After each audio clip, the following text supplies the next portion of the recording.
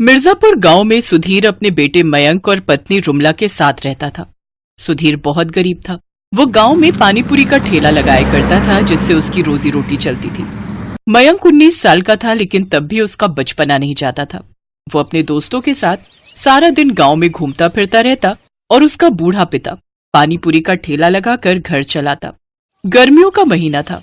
गांव के पेड़ पर अमियां लगी थीं और मयंक गांव के लड़कों के साथ उन्हें तोड़ने के लिए पेड़ पर चढ़ा। उसने थोड़े से आम तोड़े ही थे कि तभी उसका बैलेंस बिगड़ा और वो नीचे गिर गया। नीचे एक पत्थर था, जिस पर गिरते ही उसकी एक आंख में गहरी चोट लग गई। अरे ये क्या, इसकी आंख से तो खून बह रहा है। जल्दी चलो यहाँ से, नहीं तो इसका इल्जाम हमारे ऊपर ही आएगा। उसके साथ के लड़के वहां से भाग गए। फिर किसी ने ठेले पर काम कर रहे सुधीर को खबर दी। सुधीर अपना ठेला वहीं छोड़कर भागे भागे मयंक के पास पहुंचा, जहां वो दर्द के मारे कराह रहा था। वहीं घर पर जब उसकी माँ को गांव वालों ने खबर दी तो वो भी उस ओर दौड़ पड़ी। मयंक बेटा, क्या हुआ तुझे? आँख खोल बेटा। सुधीर और रुमला उसे जल्दी से अस्पताल लेकर भागे, जहां डॉक्टरों ने उनसे कहा, देखिए, इनको लाने में देर हो गई है। इनकी आंख में घाव अंदर तक हो चुका है, जिससे इनकी पुतली पर भी असर पड़ा है। अब उस आंख की रोशनी कभी वापस नहीं आएगी और इसका इलाज करवाना ही है तो उसमें लाखों का खर्चा आएगा। सुधीर के पास ना तो इतना पैसा था और ना ही कोई जमीन जायदाद जिसे बेचकर वो अपने बेटे का इलाज करवा पाता। हे भगवान, ये मेरे बच्चे को तूने किस बात की सजा दी है? कोई चमत्कार दिखा और मेरे बच्चे को ठीक कर दे भगवान। रुमला, जब तुम ही टूट जाओगी तो मयंक को कौन संभालेगा? ऐसे ही कुछ दिन बीत गए। मयंक अब कहीं जाता तो सब उसको अंधा कहकर उसका मजाक उड़ाते। ये सुनकर मयंक का दिल टूट जाता है। सुधीर और रुमला ने उसे समझाने की बहुत कोशिश की। अब वो घर पर ही रहता। इधर समय के साथ सुधीर और बूढ़ा होता गया। उसकी तबीयत अब ठीक नहीं रहती। अब वो ज्यादा देर तक ठेले पर नहीं बैठ पाता था। ऐसे ही एक रोज वो तपती गर्मी से राहत पाने के लिए पेड़ की छांव में बैठ गया। थकान के मारे उसकी आंख कब लग गई उसे पता ही नहीं चला, लेकिन जब उसकी आंख खुली तो उसका ठेला चोरी हो चुका था। सुधीर की कमाई का एक जरिया था, अब वो भी नहीं रहा और इसी चिंता में अब वो बीमार रहने लगा और फिर उसने बिस्तर पकड़ लिया। इधर मयंक भी अपने बाबा की हालत देख चिंता में रहने लगा। एक रोज, माँ बाबा अब कितने परेशान रहने लगे हैं मुझसे उनकी ये हालत अब देखी नहीं जाती। माँ, तू ठीक कहता है बेटा, उनकी ऐसी हालत तो मुझसे भी नहीं देखी जाती। राशन पानी सब खत्म हो रहा है। घर में ना जाने आगे का गुजारा कैसे चलेगा। माँ, मैं बाबा की मदद करना चाहता हूँ। अब मैं इस घर की जिम्मेदारी संभालना चाहता हूँ। लेकिन बेटा, तुम ऐसी हालत में ये सब कैसे कर पाओगे? माँ, अब तुम भी मेरी इस कमी को मेरी कमजोरी मान रही हो। मैंने ऐसे कई लोगों को देखा है जो अपाहिज होते हैं, लेकिन फिर भी अपनी मेहनत से रोजी रोटी कमाते हैं। और मैंने बाबा को पानीपुरी बनाते हुए देखा है, तो मैं अच्छे से जानता हूँ कि वो कैसे बनती है। और थोड़ी बहुत मदद की जरूरत होगी तो आप कर देना। लेकिन इन सब सामान के लिए पैसे कहाँ से आएंगे? बेटा, यहाँ आओ। मैंने कई साल पहले अपने खाते में 10,000 की एफडी करवाई थी, ताकि जरूरत के समय काम आ जाए। तुम अपनी माँ के साथ जाकर वो एफडी तुड़वा लो। अगर वो अब काम नहीं आएगी तो कब काम आएगी? अगले ही दिन मयंक अपनी माँ के साथ बैंक गया और वो पैसे ले आया, जिससे उसने नया ठेला और जरूरत का सामान खरीदा। फिर रुमला ने अपने बेटे का मनोबल बढ़ाने के लिए चूल्हे पर गोलगप्पे बनाने में उसकी मदद की।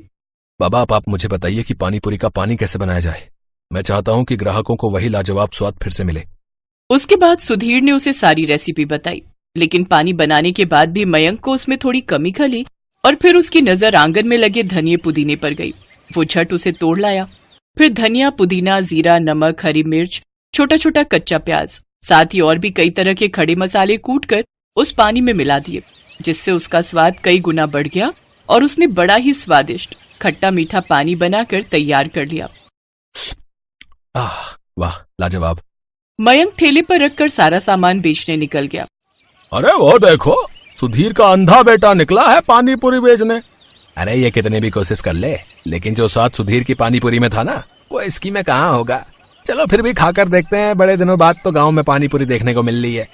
वो दोनों ग्राहक मयंक के ठेले पर पानीपुरी खाने लगे, लेकिन उनमें से एक ग्राहक बोला, अरे वाह, ये मसाला पानीपुरी खाकर तो मजा आ गया भाई। सचमुच ये तो सुधीर की पानीपुरी से भी बहुत स्वादिष्ट है। सचमुच भैया, कमाल का स्वाद है इस पानीपुरी में। इससे पहले मैंने इतनी स्वादिष्ट मसाला पानीपुरी नहीं खाई। उस दिन मयंक की खूब कमाई हुई। उसके पास ग्राहकों की भीड़ लग गई। उसकी सारी पानीपुरी खत्म हो गई। शाम को मयंक खुशी खुशी घर लौटा। अब वो हर रोज मसालेदार पानीपुरी बनाकर लोगों को खिलाता। अब तो उसके पास इतनी भीड़ रहती कि उसे काम पर अपने साथ एक और लड़के को रखना पड़ा।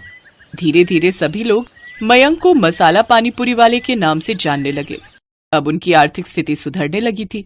एक रोज मयंक अपने पिता से, चलो बाबा, अब दिल्ली चलते हैं, अब वहीं जाकर आपका इलाज करवाएंगे। नहीं बेटा, मैं तो बूढ़ा हो गया हूँ, तू अपने बारे में सोच और अपनी आंख का इलाज करवा।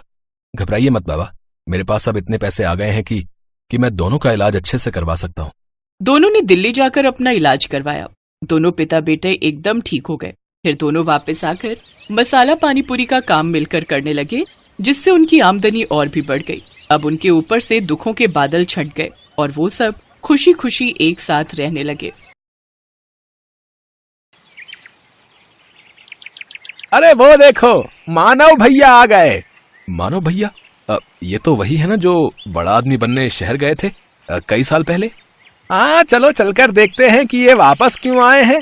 जब वो दोनों मानव के पास जाते हैं तो उसकी हालत बहुत ही खराब होती है।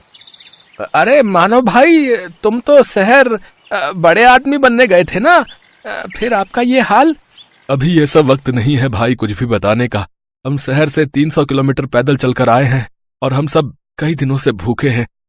अगर हो सके तो हमें राशन पानी कुछ दिन के लिए उधार दे दो भैया। तुम अपने घर जाओ और आराम करो मानव भाई। और रही खाने की बात, तो मैं गांव के मुखिया को बोल देता हूँ, वो कुछ दिनों का राशन पानी तुम्हारे घर भिजवा देंगे। आपका बहुत बहुत शुक्रिया किशोर भाई।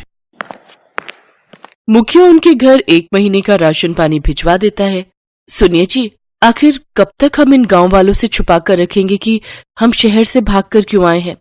तो हम इन गांव वालों से क्या कहते कि शहर में रहकर हम पर इतना कर्जा हो गया और वो चुका न पाने की वजह से हम गांव वापस आए हैं।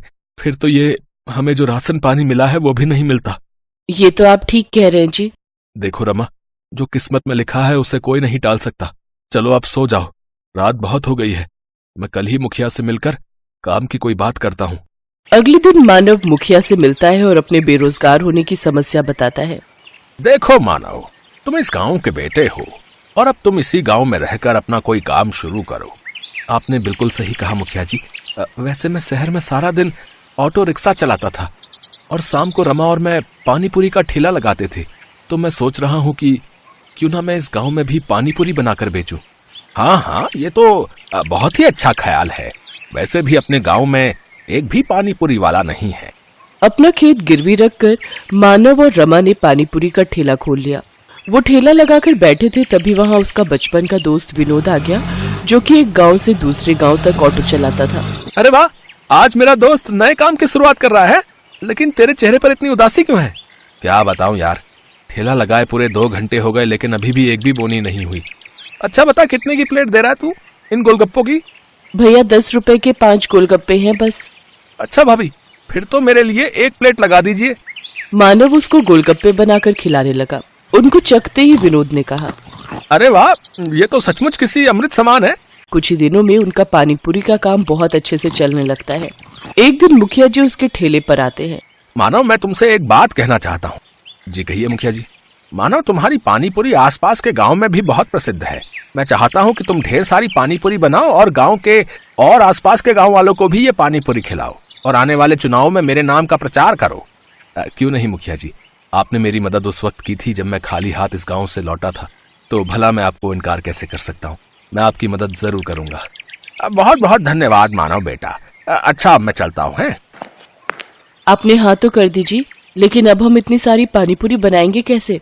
हमारे पास सामान के लिए इतने पैसे कहाँ से आएंगे? अब हमें अपने गिरवी रखे खेत को बेचना होगा।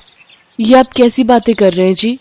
अगर अच्छी कमाई हो गई तो फिर हम उस कमाई से नया खेत ले लेंगे, लेकिन मैंने मुखिया को जुबान दी है और अब मैं अपनी बात से पीछे नहीं हट सकता। और इस तरह मानव ने अपनी जमीन भी बेच दी। क्या बकवास कर रहे हो मानव? आखिर हमारे बीच पैसों की बात कहाँ हुई थी? मजाक मत कीजिए मुखिया जी, मैंने अपना खेत भी बेच दिया है। ऐसे तो मैं बर्बाद हो जाऊंगा। चुपचाप जाता है या धक्के मारकर निकालूं यहाँ से? दुखी होकर मानव घर पहुंचता है और रमा को सारी बात बताता है। अब तो हम लोग भूखे मर जाएंगे जी, जो बचा खुचा था वो भी हमने बेच दिया। मानव और मुखिया के झगड़े का पता सारे गांव में लग जाता है और अब कोई भी मानव के ठेले पर पानीपुरी खाने नहीं आता। एक रोज विनोद मानव के घर आता है और कहता है, मानो मैं कुछ दिनों के लिए किसी काम से शहर जा रहा हूँ, तब तक मैं अपना ये ऑटो रिक्शा यहीं छोड़कर जा रहा हूँ। इस गांव में इकलौते तुम ही हो जो ऑटो चलाना जानते हो। जब तक मैं वापस नहीं आ जाता तुम इसे अपने ही पास रखो। अगर तुम्हें कोई परेशानी ना हो तो क्या मैं कुछ दिनों के लिए तुम्हारे इस ऑटो का इस्तेमाल कर सकता हूँ भैया? हाँ हाँ, क्यों नहीं। अरे ये भी कोई पूछने की बात है। इतना कहकर विनोद वहां से चला जाता है।